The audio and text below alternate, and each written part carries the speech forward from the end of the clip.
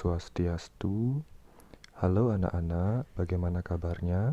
Semoga selalu dalam keadaan sehat ya. Sebelumnya anak-anak sudah mengetahui pengertian terkait dengan catur marga yoga. Dan untuk kali ini, Pak Guru akan menjelaskan bagian-bagian dari catur marga yoga. Sebelum Pak Guru membahas terkait bagian-bagian catur marga yoga, masihkah anak-anak ingat apa itu catur marga yoga?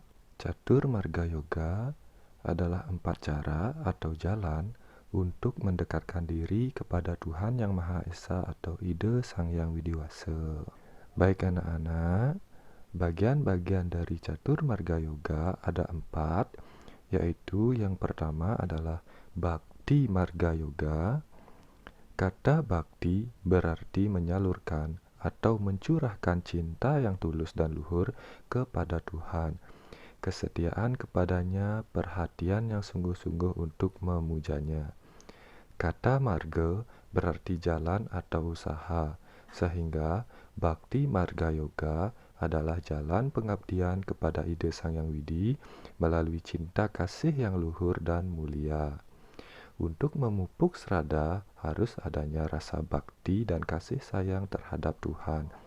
Dalam ajaran agama Hindu dikenal 2 bentuk bakti, yaitu yang pertama apara bakti. Apara bakti merupakan bakti yang dilakukan melalui pemujaan atau persembahan dengan berbagai permohonan. Dan permohonan itu wajar mengingat keterbatasan pengetahuan kita. Namun permohonan yang dimaksud itu wajar dan tidak berlebihan. Yang kedua adalah para bakti. Para bakti merupakan bakti yang dilakukan melalui pemujaan atau persembahan dengan rasa tulus ikhlas, menyerahkan diri sepenuhnya kepada Ide Sang Hyang Widiwasa. Penyerahan diri sepenuhnya kepadanya bukanlah dalam pengertian tidak mau melakukan aktivitas, tetapi ia aktif dan dengan keyakinan bahwa bila bekerja dengan baik dan tulus, niscaya akan memperoleh pahala yang baik pula. Dalam pustaka Hindu diuraikan beberapa jenis bentuk bakti yang disebut bawa bakti sebagai berikut. Yang pertama santa bawa adalah sikap bakti seperti bakti atau hormat seorang anak terhadap ibu dan bapaknya.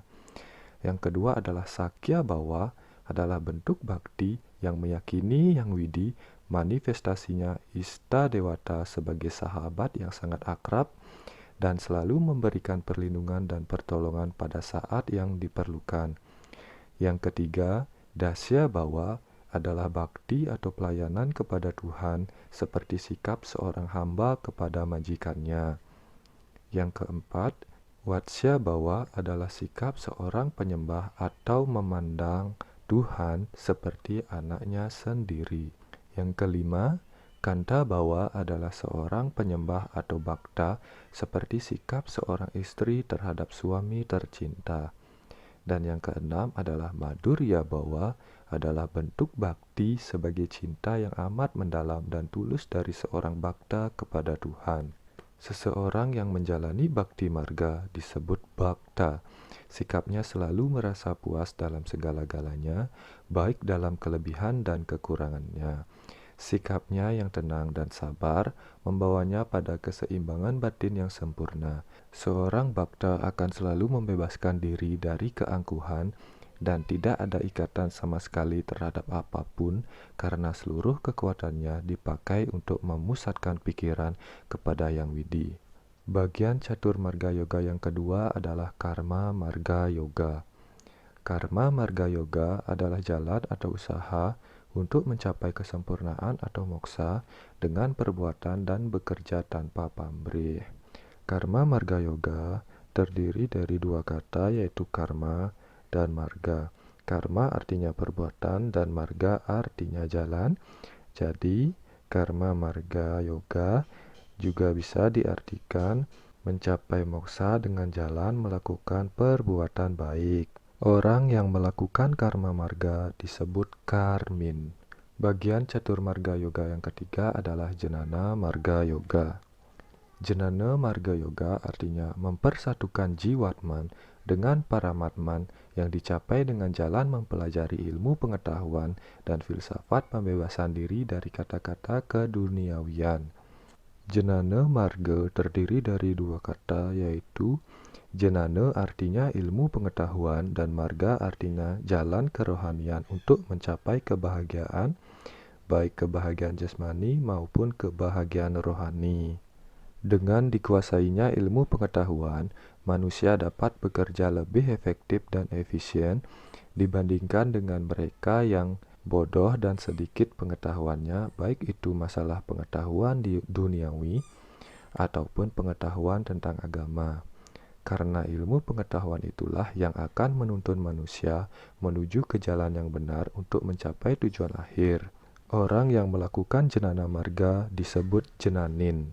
Dan yang terakhir, yang keempat, bagian dari catur marga yoga adalah Raja Marga Yoga. Raja Marga Yoga adalah suatu jalan mistik atau rohani untuk mencapai moksa. Raja Marga Yoga mengajarkan bagaimana mengendalikan indria-indria dan mental atau gejolak pikiran yang muncul dari pikiran melalui tapa, brata, yoga, dan samadhi.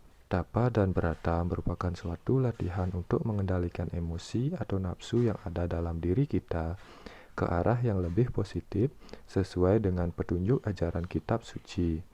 Sedangkan yoga dan samadhi adalah latihan untuk menyatukan atma dengan Brahman dengan melakukan meditasi atau pemusatan pikiran.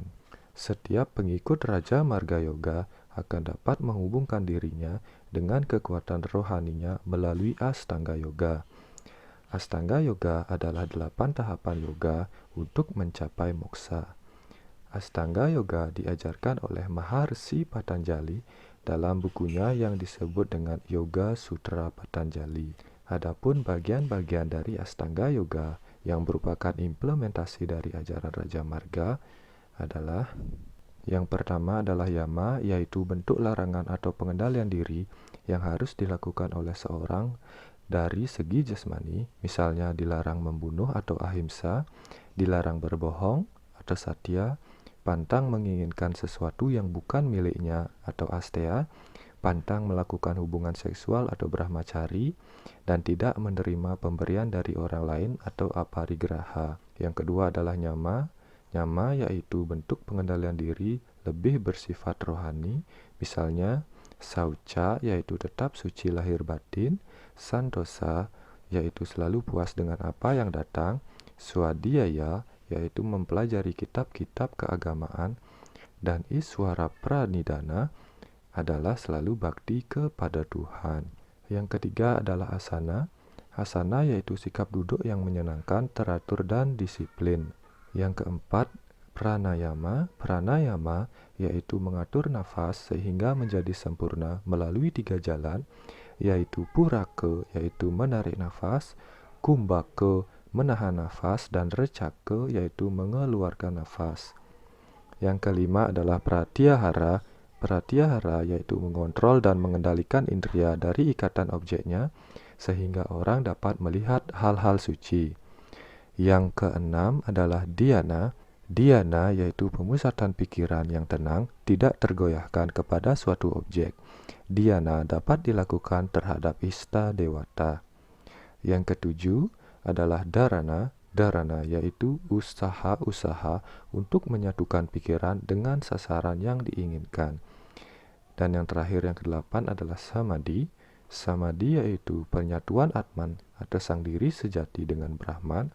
Bila seseorang melakukan latihan yoga dengan teratur dan sungguh-sungguh, maka ia akan mendapat getaran-getaran suci dari wahyu Tuhan.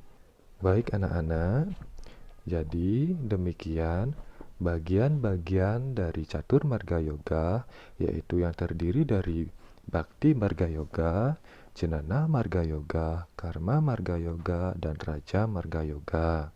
Untuk evaluasi anak-anak di rumah, kerjakanlah 3 soal berikut ini. Yang pertama, apa yang dimaksud dengan catur marga yoga? Yang kedua, sebutkan bagian-bagian dari catur marga yoga dan jelaskan bagian-bagian dari catur marga yoga. Yang ketiga, Mengapa catur marga yoga dipilih sebagai jalan untuk mencapai moksa? Baik anak-anak, jadi sekian dari pembelajaran kali ini tentang catur marga yoga. Mudah-mudahan apa yang Bapak sampaikan terkait catur marga yoga bisa anak-anak pahami. Dan akhir kata Bapak ucapkan Parama Santi, Om Santi Santi Santi Om.